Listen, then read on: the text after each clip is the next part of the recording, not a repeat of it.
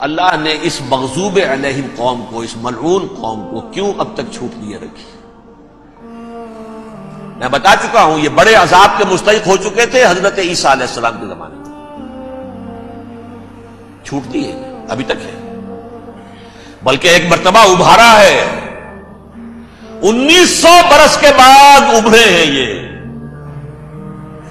Balfour declaration 1917 سن 70 عیسوی کے بعد، تقریباً 1900 برس، 1850 برس تو ہے کم سے کم۔ پھر creation of Israel 1948، 1967 extension of Israel, یروشلم پر قبضہ، یہ سارا جو ہے کیوں ہے؟ اللہ تعالیٰ اس خیر امت محمد صلی اللہ علیہ وسلم اس کے بہترین حصے کو سزا ان ملعونوں کے ہاتھوں دے رہا ہے۔ کیوں؟ جو جرم انہوں نے کیا تھا وہی ہم نے کیا۔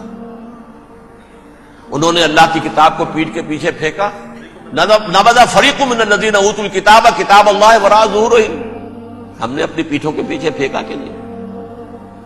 کولونیل رول سے آزاد ہوئے، کہیں اسلامی قانون نافذ کیا، کہیں اسلامی نظام قائم کیا،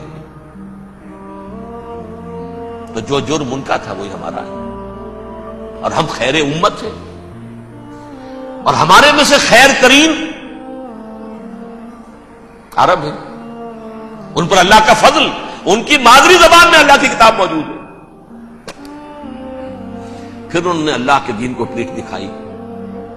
جو ملک آزاد ہوا کولونیل رول سے، یا اس نے قبلہ کر لیا اپنا ماسکو کی طرف، یا کر لیا واشنگٹن کی طرف، کسی نے مکے کو قبلہ بنایا، یہ بدترین سزا ہے۔ ویل للعرب من شر قد اقترب۔ اور ترمذی شریف میں تو یہاں تک روایت ہے، من اقتراب الساعۃ ہلاک العرب،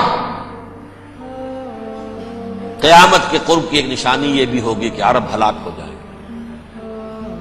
ایک حدیث میں الفاظ آتے ہیں کہ حضور نے جب کہا یہ ہوگا یہ ہوگا یہ ہوگا، یہ بربادی آئے گی، تو کسی زوجہ محترمہ نام میں بھول رہا ہوں، انہوں نے پوچھا کہ عرب اس دن کہاں ہوں گے؟ فرمایا العرب یومئذ قلیل، بہت کم۔ آخری خاتمہ ہونا ہے یہود کا حضرت مسیح علیہ السلام کے ہاتھوں، وہ عذاب جو 2000 برس تک ان سے ٹلا رہا وہ آئے گا، اور ان کے رسول ہی کے ہاتھوں آئے گا۔ لیکن اس سے پہلے مسلمانوں پر یہ عذاب آ رہا ہے، ہولوکاسٹ کے درجے کا عذاب آ رہا ہے۔ البتہ ہم پاکستانی اس میں یوں سمجھ لیجئے کہ وہ تو خبریں موجود ہیں احادیث میں، وہاں تو جو ہونا ہے، اتنے انسان مریں گے کہ ایک پرندہ جو ہے اڑتا چلا جائے گا، وہ نہیں چاہے گا کہ نیچے اترے تو کسی لاش پر اترے، اسے جگہ نہیں ملے گی زمین خالی کا کہیں اتر سکے، تھک ہار کر گرے گا، مرے گا تو بھی لاش کے اوپر گرے گا۔ یہ الفاظ ہے حضور کے صلی اللہ علیہ وسلم۔ الملحمۃ العظمی، الملحمۃ الکبریٰ، یہ لاسٹ کروسیڈ، ٹرمپٹ اخبار نے، میں اس کا فوٹو اسٹیٹ بھی کبھی آپ کو دکھا دوں، ویسے میرے ساتھ ہے وہ رسالہ ٹرمپٹ، دی لاسٹ کروسیڈ، اس کی تیاری ہو رہی ہے۔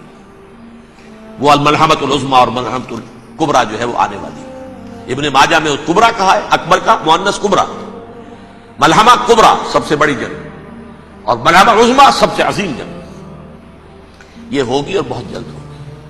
اب آخری بات کی عرض کر رہا ہوں، کریں کیا؟ کچھ کریں بھی کہ نہیں؟ پہلا کام تو یہ ہے کہ اصل زندگی آخرت کی زندگی ہے۔ دنیا میں تباہی بربادی آ بھی جائے، آخرت بچ جائے، پہلا کام یہ ہے کہ ہر شخص توبہ کرے، لیکن توبہ توبۃ نصوح، توبہ کی تسبیح نہیں، آیہ کریمہ کا ختم نہیں، لاکھ مرتبہ لا الہ الا انت سبحانک انی کنت، اس سے کچھ نہیں ہوتا۔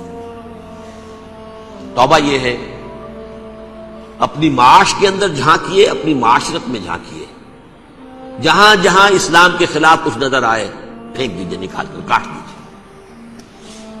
بے پردگی ہے نکالیے، آپ کی کمائی میں کوئی حرام کا عنصر ہے ختم کیجیے، توبہ کیجیے، ابھی کیجیے۔ عملی توبہ. فرائض کی ادائیگی میں کوتاہی ہو رہی ہے، ابھی شروع کیجیے. اللہ کے دین کے غلبے کے لیے جد و جہد. ان صلاتی و نسکی و محیایا و مماتی للہ رب العالمین لا شریک لہ وبذالک امرت وانا اول المسلمین. بڑی ہے. اگر میرے اور آپ کے کیے کچھ نہ ہوا تب بھی کم سے کم میری اور آپ کی آخرت تو بن جائے گی، عاقبت تو بن جائے گی. اخروی عذاب، سب سے بڑا عذاب، دائمی عذاب، اس سے ہم بچ جائیں.